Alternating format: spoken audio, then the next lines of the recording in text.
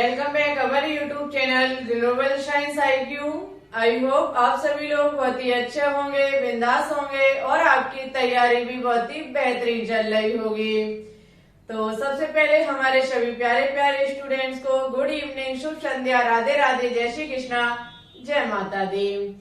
Students, आज हम आपके लिए केमिस्ट्री का लेक्चर नंबर 22 लेकर के आए हैं, जिसमें आज हम आपको बहुत ही टॉप लेवल की जानकारी देंगे, जो कि हमारी है मेंडलीफ की आवर्त सारणी। ये टॉपिक आपके सभी medical exam, competition exam, class 11th 12th सभी के लिए बहुत ही कीमती टॉपिक है, क्योंकि यहाँ से अधिकांशतः हर एग्जाम में एक ना एक क्वेश्चन अवश्य ही पूछा जाता है। साथ ही साथ यदि हम CP नेट एग्जाम 2021 की बात करें तो स्टूडेंट्स का बताना था कि सबसे ज्यादा क्वेश्चंस इसी चैप्टर से पूछे गए, जो कि हमारा चैप्टर है तत्वों का वर्गीकरण। सबसे ज्यादा इसी चैप्टर से क्वेश्चंस पूछे गए थे पिछली ईयर CP नेट में, और ये इसका पार्ट नंबर 2 है। यदि आपने पार्ट नंबर 1 को नहीं देखा है, आपको वहां पे हमने जो चैप्टर की बेसिक नॉलेज है वो दी थी, साथ ही साथ डॉर्वे-राइनर का तर्क नियम पढ़ाया था। आज हम आपको पढ़ाएंगे मेंडलीफ की आवर्त सारणी, ठीक है। तो उठा लीजिए कॉपी पेन, जैसे जैसे चीजों को हम यहाँ नोट डाउन करते जाएं, समझाते जाएं, वैसे वैसे आप हमारे साथ कॉपी में नोट डाउन करते रहिएगा, ठीक है, जिससे कि एग्जाम टाइम एक बार इन चीजों को फिर से रिवाइज कर सकें।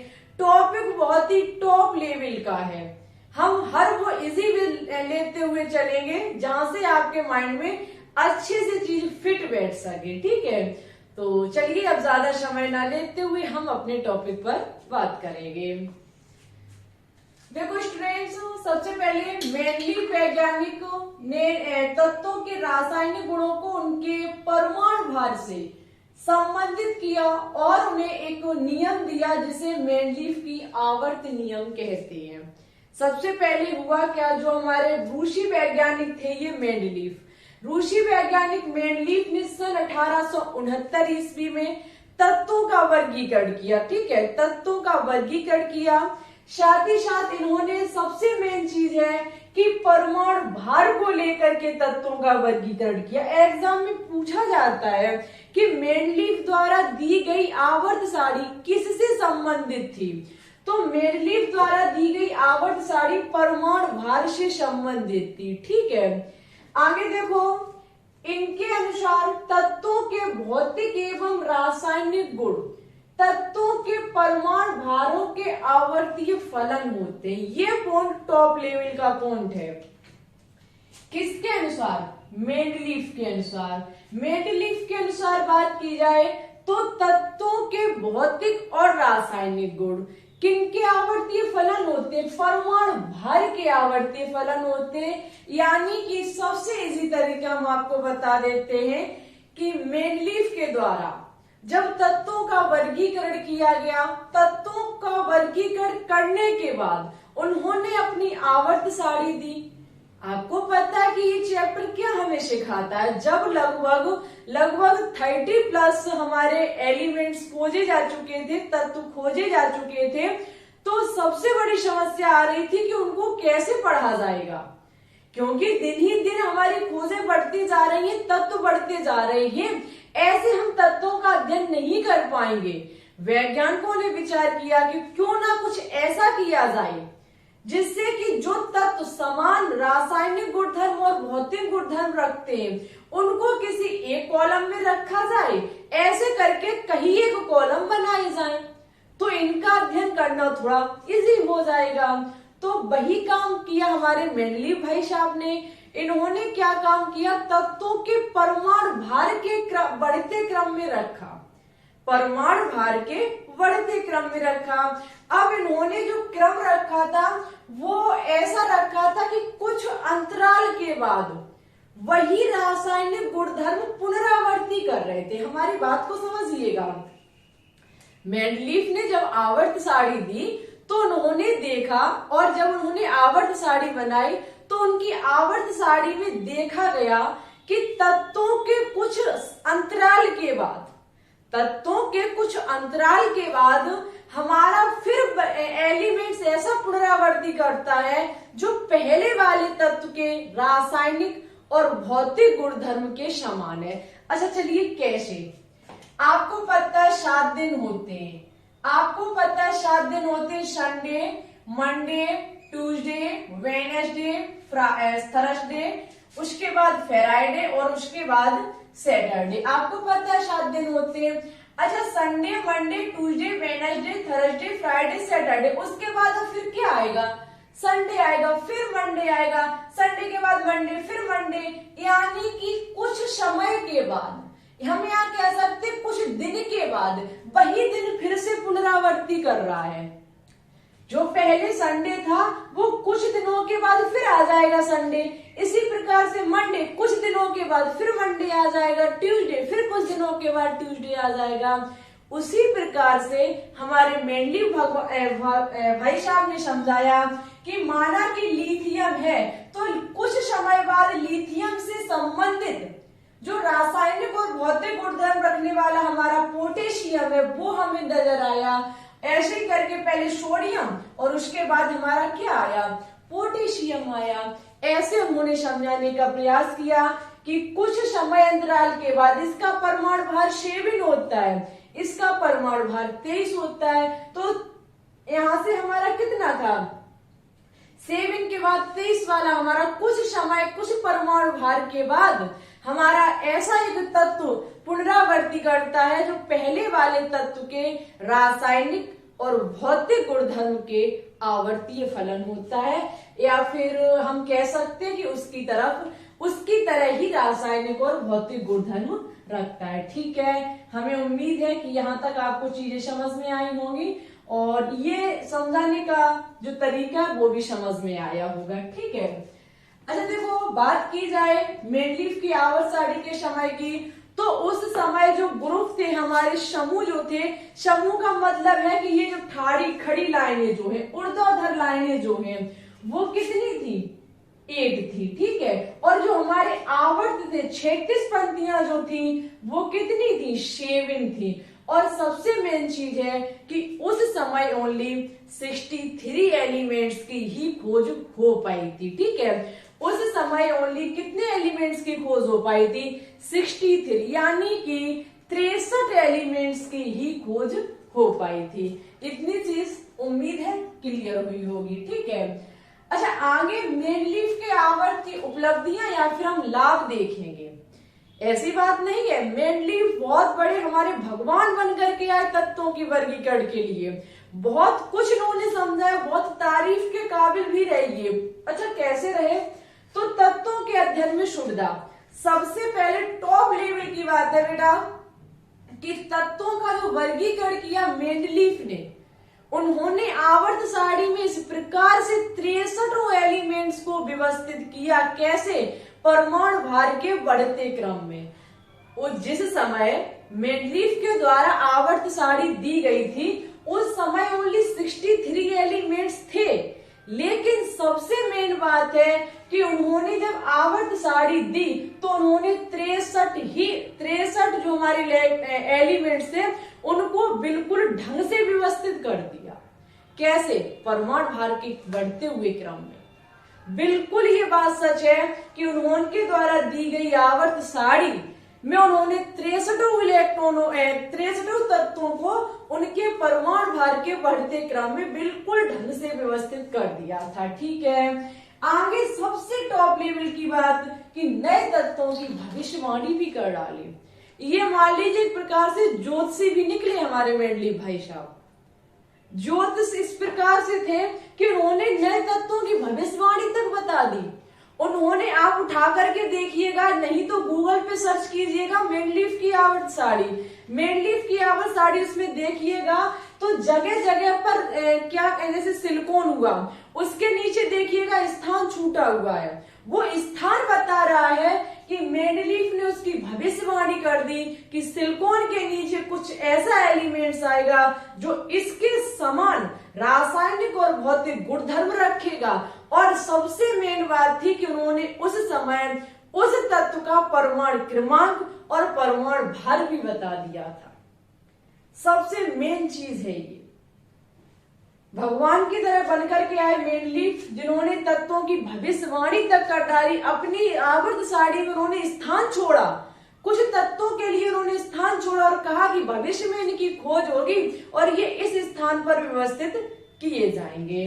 अच्छा, और इन्होंने क्या कहा?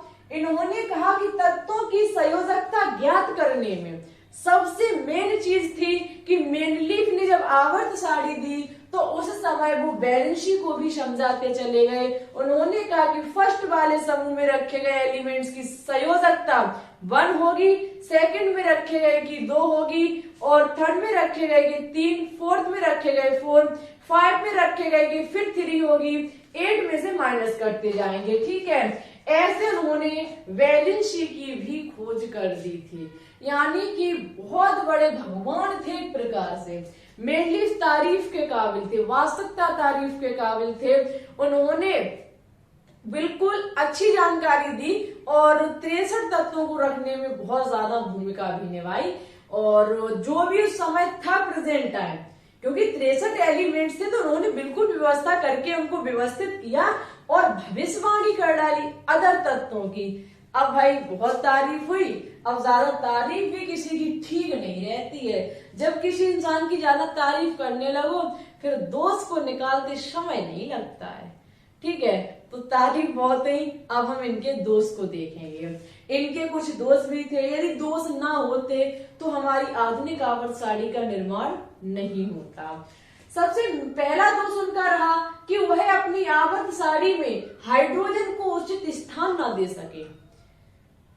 भाई साहब, हाइड्रोजन की बात की जाए तो हाइड्रोजन हमारा एलिमेंट्स लिथियम, सोडियम, पोटेशियम जैसे रासायनिक गुणधर्म को रखता है। लिथियम, सोडियम और पोटेशियम जैसे रासायनिक गुणधर्म को रखता है। वहीं ये फ्लोरीन, क्लोरीन, ब्रोमीन और आयोडीन से भी अपनी समानता दर्शाता है। अब भाई उनका स्थान कोई भी व्यवस्थित नहीं था। मेंडलीफ नहीं बता सके कि हम इसको कहाँ रखेंगे। ठीक है, आगे आवर्त साड़ी में सम स्थानकों के लिए कोई स्थान नियत नहीं था। जिस समय मेंडलीफ ने आवर्त साड़ी दी उस समय हाइड्रोजन के तीनों समस्थानिक की खोज हो चुकी थी। हाइड्रोजन 1,1, 1s2 और 1s3। जब उस समय समस्थानिकों की खोज हो गई तो भाई अदर वैज्ञानिकों के द्वारा प्रश्न किया गया कि अच्छा बताइए हमारे मेंडलीफ भाई साहब, ये जो समस्थानिक है इनका परमाणु क्रमांक 1, वो परमाणु भार 1, इसका 2, इसका 3 है, तो इसे बढ़ते हुए क्रम में आपकी आवर्त साड़ी में रखा जाएगा, लेकिन आप इसे कैसे व्यवस्थित करेंगे? भाई साहब मेंडलीफ ने हाथ जोड़े, बोले हमसे ये ना होगा, ना हम इनको अपनी आवर्त साड़ी में व्यवस्थित कर पाएंगे। यहाँ जाकर के उन्होंने हार मान ली और उन्होंने कहा कि हम अपनी आवर्त साड़ी में समस्थानिकों को नहीं समझा पाएंगे, नहीं रख पाएंगे। उनके दिमाग से बाहर था ये काम करना। वो समस्थानिकों को नहीं बता पाए, अपनी आवर्त साड़ी में स्थान नहीं दे पाए। आगे देखो, कुछ समान गुण वाले तत्वों को आवर्त साड़ी के अंदर विभिन्न वर्गों में रख दिया गया। बहुत शर्म वाली बात है, यहाँ जाके मेंडलीफ को बहुत गलत साबित कर दिया गया। कुछ समान, जब आपने आवर्त साड़ी को दिया, आवर्त साड़ी क्यों दी गई? आवर्त साड़ी इसलिए दी गई कि रासायनिक और भौतिक गुणधर्म जिनके समान है उनको एक वर्ग में, इसी प्रकार से हमारे सभी वर्ग में तत्वों को रखे जाएंगे समान रासायनिक और भौतिक गुणधर्म वाले। लेकिन इन्होंने क्या काम किया कि कुछ ऐसे तत्व थे जो समान गुणधर्म रखते थे लेकिन फिर भी अलग अलग वर्ग में इन्होंने बांट दिया। जैसे कि आपका हुआ प्लेटिनम और आपका गोल्ड, सोना। गोल्ड को इन्होंने अलग स्थान दिया और प्लेटिनम को इन्होंने अलग स्थान दिया, जबकि दोनों के जो गुण हैं वो समान होते हैं, समान प्रकृति के हैं। तो यहाँ पे जाकर के इनमें दोष निकला। जब ये दोष निकला तो भाई साहब इनके मॉडल को थोड़े थोड़े करके रद्द किया गया। आगे देखो भाई, आवर्त साड़ी में तत्वों के बढ़ते हुए परमाणु भारों के क्रम में रखा गया है, किंतु कुछ स्थितियां इस प्रकार का पालन नहीं हो पाया।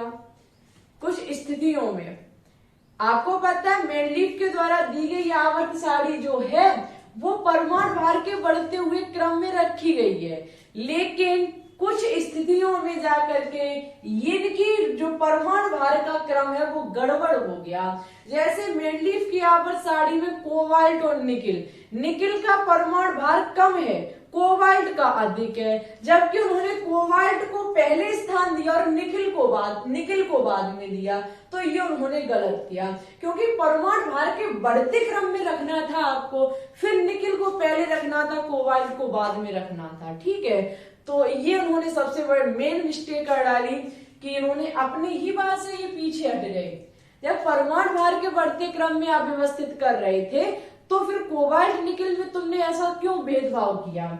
आगे देखो, धातुओं और अधातुओं को इस आवर्त सारणी में कोई अलग से स्थान नहीं था, उसी में मेटल, उसी में नॉन मेटल, उसी में सब कुछ। भाई बहुत गड़बड़ काम था।